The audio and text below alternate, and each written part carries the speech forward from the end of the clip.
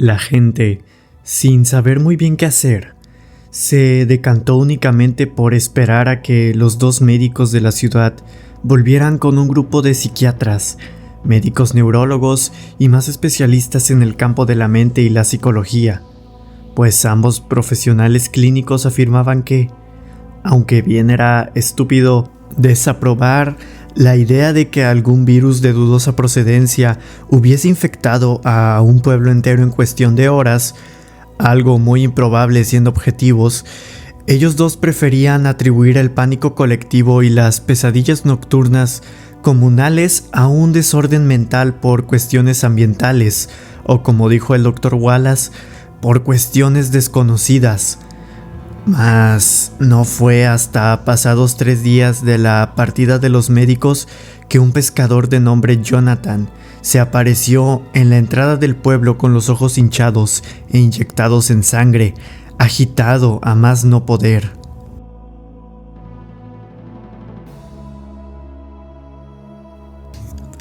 Con movimientos convulsos y una voz desquiciada anunciaba, más bien suplicaba, por ayuda, montando un caballo igual de intranquilo. La gente no tardó en salir a socorrerlo, y antes de que alguien pudiera preguntar, él soltó un buen puño de basofia, para luego revelar que había encontrado a los Cornell muertos en la sala de su casa. En palabras del pescador, había un hombre clavado al suelo y otro clavado al techo. La esposa había sido clavada en una pared y los 2 hijos de Amit no eran parte de la escena. El pescador afirmó que, en la quietud del amanecer, con cantimplora en mano y los párpados pesados, unos gemidos parecidos a los de un hombre sollozando llamaron su atención. Curioso, el hombre, que avanzaba lento y tranquilo, se percató de que el llanto provenía de la casa de Amit.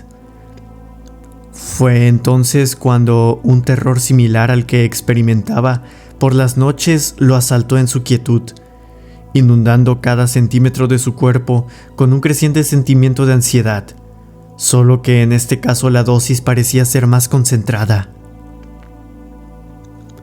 Jonathan antes no se había percatado de que los animales de Amit ya no se podían distinguir en sus campos, ni los gallos que normalmente estarían cantando postrados en algún árbol o valla, exhibiendo su plumaje. Otra cosa que a Jonathan le inquietó fue que no se había topado con Amit en lo que iba de semana. Se culpó a sí mismo y a la actual epidemia de horror por haber dejado pasar detalles como aquellos. Seguramente había sido la falta de sueño, por Dios santo. Había espetado a la vez que se empinaba un buen trago de agua fresca de su cantimplora. La curiosidad, el lloriqueo que no sonaba del todo maduro, pero tampoco del todo infantil, el remordimiento y la culpa por haber mantenido un perfil tan distraído lo obligaron a bajar de su vehículo y caminar hasta la propiedad de Amit, donde, según sus palabras, encontró algo que le robaría el sueño, aun si todo el tema de las pesadillas se solucionaba. Juro por Dios que si el diablo existe, él estuvo allí antes que yo, y carajo, sea lo que haya dejado, su esencia, o yo que sé, lo sentí, era horrible, horrible se los digo. La puerta estaba abierta, y al abrirla ya sabemos con qué se encontró. Le bastó con unos cuantos segundos dentro de aquella propiedad maldita para abandonarla y salir huyendo, ahogando cualquier culpa en el proceso.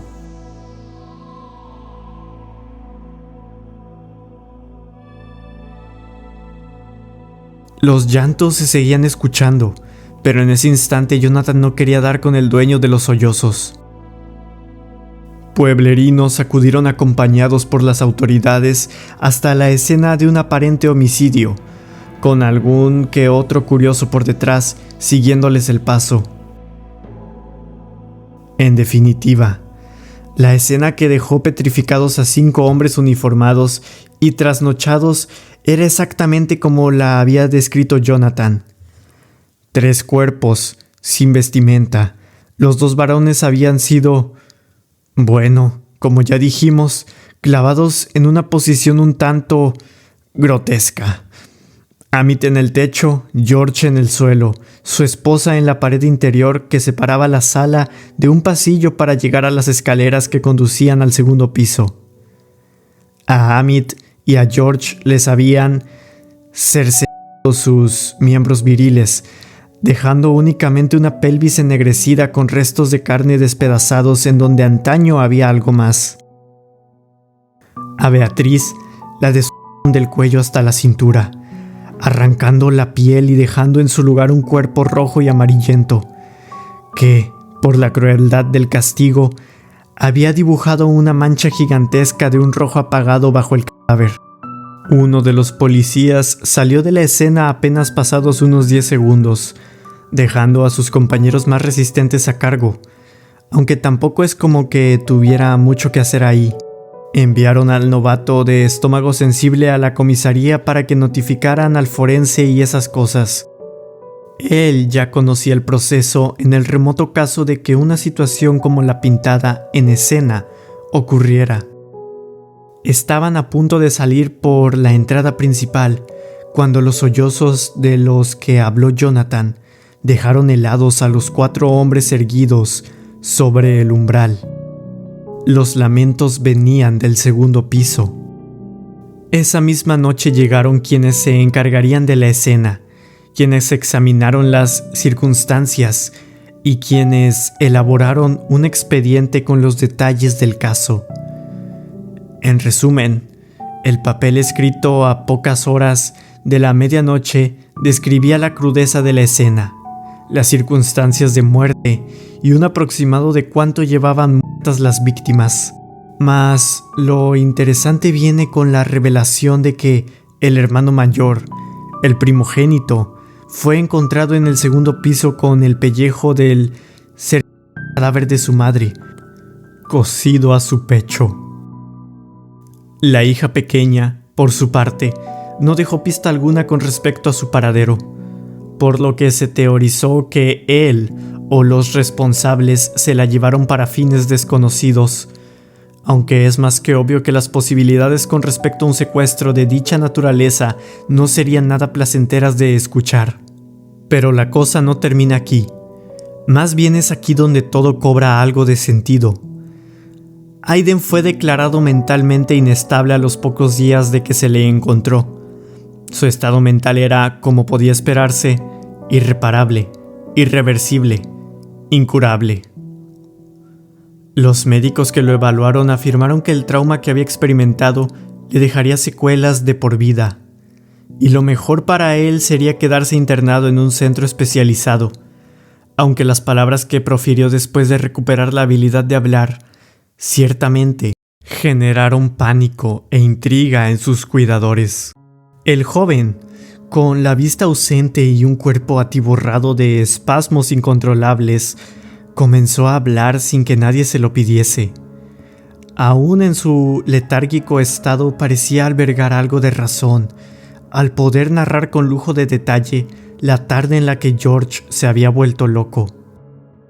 Narró la historia desde el momento en el que él volvía del campo con su padre, la parte en la que su madre los intercepta, la misma historia que les contó su madre y el estado en el que encontraron su hogar al llegar. Contó a lujo de detalle el ataque de Elizabeth a su madre, luego cómo la pequeña también atacó al padre, y antes de que hiciera cualquier cosa todo se puso extremadamente oscuro. Las siguientes fueron las palabras dichas por el hijo de Amit, que narró la escena que están a punto de leer.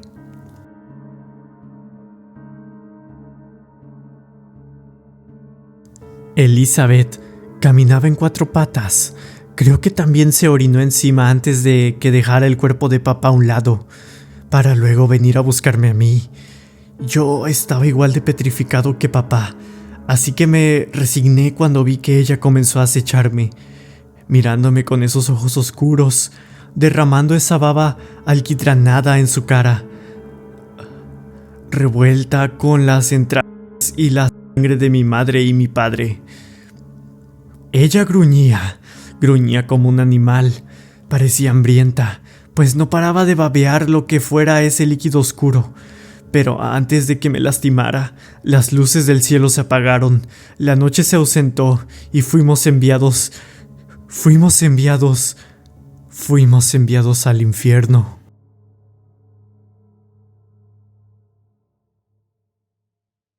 La casa entera fue enviada al Averno. Elizabeth se alejó de mí y se postró a un lado de la puerta. Se puso en dos patas y siguió vigilándome con esos espantosos ojos. Ella me hablaba sin mover la boca, pero no era su voz. Era una voz ronca que sigue hablándome. Ahora mismo me pide que les cuente esto. Poco después la puerta principal se abrió en un rechinido. Ahí fue cuando 8 figuras cubiertas con un hábito marrón muy oscuro atravesaron el umbral una por una, recitando oraciones en una lengua ajena a este mundo. Una de las figuras llevaba un hábito rojo en vez de café, y era la única a la que se le podía distinguir la cara. Las otras parecían ser mantos de pura oscuridad. El psiquiatra pregunta: ¿qué cara tenía Aiden? Aiden se tomó unos segundos, luego derramó una lágrima y prosiguió. No era una cara humana, ni siquiera una cabeza parecida a la de un hombre. Carajo, tampoco puedo afirmar que hubiese un cuerpo humano bajo la túnica. Lo único que era parecido a la creación del Señor eran las manos delgadas y huesudas, juntadas en una postura de oración. Esas sí eran manos de hombre, pero la cabeza, oh no, eso ni de cerca era humano. Su cabeza era la cabeza de un cerdo sin ojos, pero aún así movía la boca, y de ésta salían palabras, oraciones malditas. El cerdo se mantuvo frente al cadáver de George, y los otros 7 nos desvistieron a mí y a mis padres. Luego me obligaron a ver cómo Elizabeth le arrancaba. No puedo. Lo hizo a mordiscos. Sus gritos eran espantosamente inenarrables. Lo dejaron tirado en una esquina, al borde del colapso y con un muñón rojo bajo su ombligo. A mi madre, decapitada, la pusieron en el sofá. El cerdo fue quien arrancó la piel. Él hizo un corte perfecto con la forma deseada. Luego le arrancó la piel con delicadeza, desprendiendo fibra tras fibra, hilo rojo tras hilo rojo, una muda de piel viva. Tardó mucho en desprender la parte de los pechos. Era extremadamente cuidadoso. Cuando terminó, la puso en el suelo y luego fue mi turno. No sé de dónde sacaron el hilo oscuro, mucho menos la aguja, pero para la tercera puntada yo ya no sentía nada. Yo no percibía nada. Supongo que mi cuerpo se privó del exterior porque para cuando recobré la compostura, yo ya estaba en la esquina del fondo, a la derecha, en el cuarto de mis padres. Me despertaron los martillazos del piso de abajo.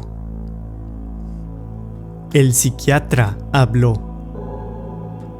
¿Hay algo más que quieras agregar? Aiden respondió. Sí. Ellos se mantuvieron hablándome. Me contaron que la culpa fue enteramente de George. Fue él, en su desesperación y ambición por expandir sus conocimientos en artes que yo desconozco, que indagó en profundidades prohibidas, aunando en tomos antiguos que nadie debía tocar. Fue él quien leyó los párrafos equivocados y quien abrió la puerta del mundo de lo vivo al mundo del Señor de los mantos antiguos. Los mantos antiguos son sus emisores, sus mensajeros. Ellos vinieron a advertirme de la inminente llegada de su Señor, de su amo, y del trato que, sin querer, George había cerrado una noche antes.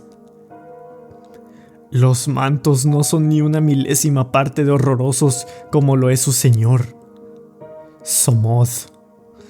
Sus voces aún hacen eco en mi cabeza, y son ellos quienes me permiten hablar, pues cuando yo les sea inútil volveré a caer en la locura. Así que antes de que eso pase, debo advertirles.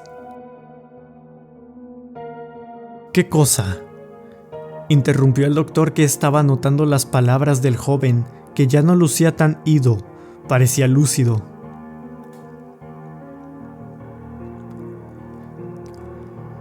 Tienen que dejar el pueblo.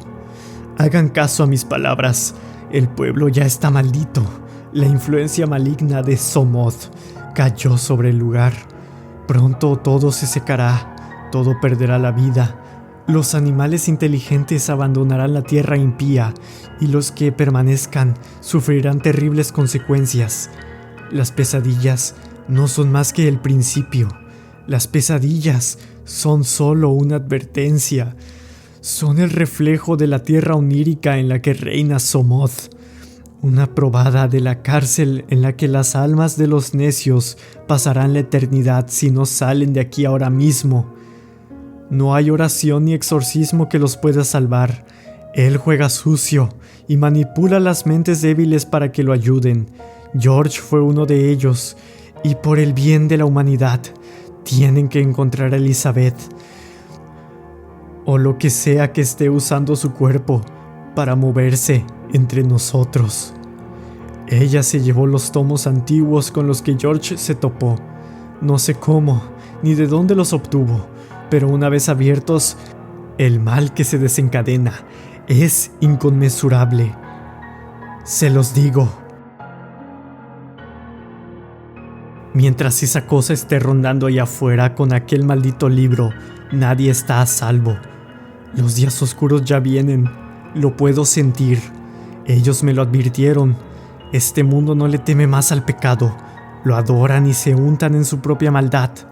Se enorgullece de hacerle el mal, incluso a aquellos que aún no son capaces de entender el concepto del mal mismo, ni ningún otro. Ciertamente estamos condenados, pero si hay una sola alma buena, bastará para que puedan cerrar esos tomos malditos, las páginas oscuras, y nos salven a todos del destino que nos depara. Dios ya hizo demasiado por nosotros.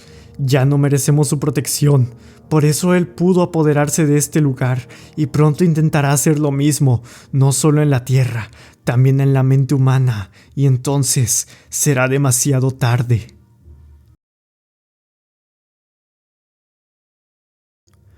Obtuve acceso al caso cuando uno de mis parientes provenientes del pueblo me contó la versión del pescador.